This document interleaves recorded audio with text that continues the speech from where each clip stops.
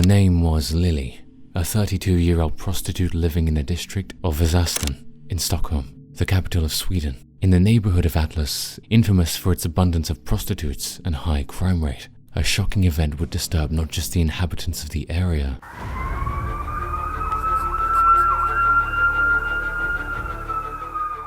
but the whole of Sweden. This is the crime that left shockwaves in the whole of Northern Europe. This is the most notorious, the most scandalous murder in the history of Sweden. Today, the streets of the same neighborhood that recalls the account of a brutal murder showcase modern boutiques and cafes filled with the colors of European culture. These vibrant, full-of-life streets were once home to Lilly Lindestrom, who was found murdered and partially mutilated in her tiny apartment in St. Eriksplan 11. In the spring of 1932, a 35-year-old woman would walk up to the police station. Her wrinkled face showed signs of a sleepless night. The distressed woman told the officer her name, Minnie Jansen. Minnie Jansen wanted the officer to do a welfare check on her friend who was neither answering her calls nor opening the apartment door for her. The world's history is riddled with cold cases that have captured the attention of people and left them wondering what their outcome would be. Whether it's an investigation trying to figure out the identity of the most barbaric serial killer, Jack the Ripper, or the monster of Florence, the notorious criminals have left the law enforcement and the people pondering over what might be the fate of these murderers. Although there is some hope that these killers will be caught, history is filled with cases like the murder of Lilly Lindstrom, whose assassin walked free his whole life. The Atlas vampire left no traces behind, but took the life of a prostitute who was vulnerable to his filthy desires. Because the incident occurred in 1932, so many myths and stories that were never confirmed by the investigation team are tied to this case. However, they are too true to life to be ignored. According to a famous description of this case, the last time Minnie saw Lilly was in her apartment when Lilly got a call from a customer. She had never heard his voice before, but judged him to be a good man by the manner in which he spoke to her on the phone. Lilly was mesmerized by his voice and delighted to have a customer over. Her new business was booming and she couldn't be happier. Minnie could hear Lilly's conversation with the apparent decent man. He politely asked to come over to her house. Lilly confirmed her availability. Realizing that her friend needed to focus on her newest client, Minnie left her apartment, wishing her friend good luck. This was not the last time Minnie would see her friend that night. Lilly would knock on her apartment door twice that night to ask for condoms. At 9 p.m, when Minnie thought Lily's client would be gone, she called her friend on the phone. The two friends had planned to go to Djurgården Island for a spring festival celebration. However, Lilly did not answer Minnie's phone despite having plans with her. Not alarmed by the situation and assuming that Lilly might have gone with the customer, Minnie brushed off the idea of going out with Lilly and slept through the night. The next morning, on May 2nd, Minnie went to her apartment and knocked on the door. Minnie kept knocking on the door, but to her surprise, Lilly did not respond. This was the first time Lilly had been gone for so long with a customer. Several mornings later, on May 4th, 1932, Minnie would walk up to the nearest station to report her friend missing. The police would soon drive up to Lilly's apartment and break down the door, only to find out the most horrendous visuals that would keep them up all night for the rest of their lives. As the police broke down the apartment door and walked into the tiny lounge, it appeared sparkly clean. There were no signs of foul play until the investigators entered the bedroom. Lilly's dead body was lying upside down on the bed, with signs of blunt force trauma on the back of her head. Except for little blood on her head, the bed was neatly made, her clothes folded in a chair, and everything else spotless, as if someone had just cleaned the house with all their might. Soon, the news would spread like wildfire in the neighborhood of Atlas. Who was Lily's client? Was it murder or a bedroom fantasy gone wrong? People were asking questions, the police had no answers. A detailed investigation into the case would commence from that point onwards. Little did they know, this case would soon make headlines all over the world.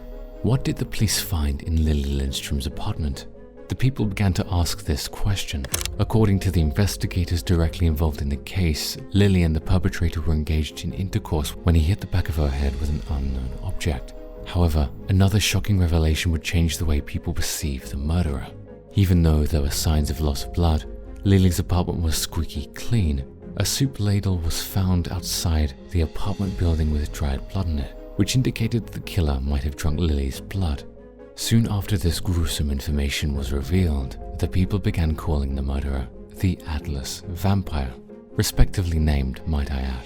It was a pre-DNA era, so even though the Atlas vampire's semen and saliva were noticed by the detectives, there was little they could do with it. The investigation got quite serious, and 9 of Lilly's regular customers were interviewed by the police. There were too many suspects but so little evidence to identify the criminal. The Atlas vampire had been careful not to leave glasses with fingerprints on them, cigarette butts, or his weapon that he used to hit Lilly Lindestrom. Nobody witnessed any signs of unusual activity in the apartment. No witnesses came forward to testify in the appearance of the man who murdered the woman in their neighborhood. The killer left no suitable fingerprints, and there were no signs of stealing or missing items. Even the neighborhood did not hear any call for help, which usually happens when a crime like this is taking place. After a series of interviews, all 9 suspects were released. Their identities are still hidden today. Another terrifying report that was revealed after Lilly's postpartum. The doctors claimed that the victim had suffered repeated blows on her head before she finally stopped breathing. Her body was completely drained of blood, confirming the fact that the murderer had either stored or sucked the blood out of her. The assailant, now known as the Atlas vampire, left the investigators scratching their heads. Why did he hit Lilly on the head? Did he drink her blood after killing her, or did he store it for other purposes? Was he someone that Lilly knew? Did the vampire kill any other prostitutes? This was a time when prostitution was illegal in Sweden, and the police took firm actions against women found engaged in the act. In this post-World War I era, the whole of Europe, including Sweden, was economically suffering from the Great Depression. Women had few career opportunities during this time, so many turned to engage in illegal activities to feed themselves and their families. Lilly Lindestrom earned entirely through prostitution in the privacy of her apartment building, where other women were also involved in the business. Lilly's clients would make appointments via phone call and visit her after she confirmed her availability. There was no way that Lilly could identify a perpetrator intending to harm her in any manner. And because her profession was illegal in the country, no law could provide her the sense of security she needed to earn a living. Some say that Lilly was a married woman before she came to Atlas. She married a merchant and lived with him for some years in Malmö. However, during the Great Depression, the couple drifted apart due to the financial drain. Lindstrom was her married name, which she kept even after getting divorced. Because the case began with so little evidence and witnesses, people made assumptions of their own. One famous belief regarding the Atlas vampire is that he might be a police officer, because the killer went out of his way to clean the crime scene as much as possible, leaving little to no trace behind for his fellow peers. A vast number of people believed in this suspicion, since the killer had set a bizarre crime scene behind. Very tidy, yet enough evidence to leave the cops in utter confusion. Another famous assumption regarding the crime was that the Atlas vampire might actually be obsessed with blood. Just like the case of Peter Curtin, known as the Vampire of Dusseldorf, who asked his psychiatrist whether he'll be able to feel the blood coming out of his head after the death penalty is served. Maybe the Atlas vampire also had the bloodlust known as clinical vampirism. The psychological urge to drink human blood and the belief that one is an immortal vampire might be what the Atlas vampire's thought process would look like, although there was no proof that he drank the blood in the soup ladle. The strange fact that the crime scene was devoid of Lilly's blood pushed the investigators to make that assumption about him. A blog writer, Gloria Anderson, who now lives in the same apartment building, wrote that she always feels uncomfortable when walking past the apartment where Lilly used to live. The left and right wings of the building were connected via a corridor. She assumes that the killer might have used that corridor to escape after killing his victim.